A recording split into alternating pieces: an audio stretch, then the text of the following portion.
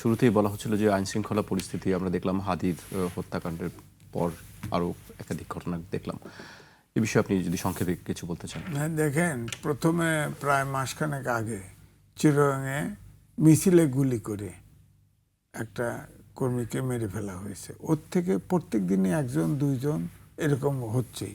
সবচাইতে হাদি হত্যাকাণ্ড যেটা হলো এইটা সবচাইতে ভাইরাল হয়েছে এবং সবার মন ছুঁয়ে গেছে। হ্যাঁ, কিন্তু দেখেন এটার চার্জশিটও দেওয়া হয়েছে, কিন্তু মূল খুনি কোথায় এটা কিন্তু আমরা জানি না। ধারা ঠিকই দিছে 302, কার বিরুদ্ধে 302 দিল, কার বিরুদ্ধে 313 দিল, অমুক দিল। এই ধারাগুলি কেমন দিল? অর্থাৎ যিনি পলাতক, যদি ধরেন তাকে খুঁজে পাওয়া যাচ্ছে না, তো ইনকলাব মঞ্চ শাহবাগ আটকায় মিছিল করে, তাদের বলছে যে তাদের হাদির বিচার না হওয়া পর্যন্ত নির্বাচন হবে না। এটাও তো একটা অস্বস্তিকর। এতদিনে কেন হাদির খুনি ধরা পড়বে না?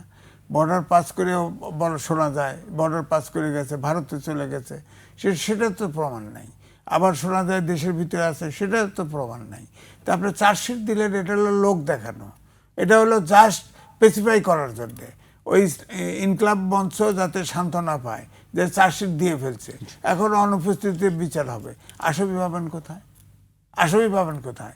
অনুপস্থিতি যদি সে ভারতে গিয়েই থাকে, তাকে তো আনতে পারবেন না আপনি। শেখ হাসিনাকে তো আনতে পারতেছেন না, তাকেও পারবেন না। হ্যাঁ, তো সুতরাং এই বিচারটা আমি তো বলবো একটা এক ধরনের প্রহসন। আপনি তো তাকে ধরার চেষ্টা করেন নাই। সে তো অনেক দিন এই দেশে ছিল পলাতক, তার প্রমাণ নাই বিদেশে গেছে। তা ধর ভারতের থেকে না করে দিল যে না আমরা আমাদের এখানে আসে নাই, তখন আবার এটা উল্টা হলো যে না দেশের ভিতরেই লুকায় আছে। কোনো আইনশৃঙ্খলা বাহিনীতে তাকে শনাক্ত করতে পারে নাই, এখন পর্যন্ত পারে।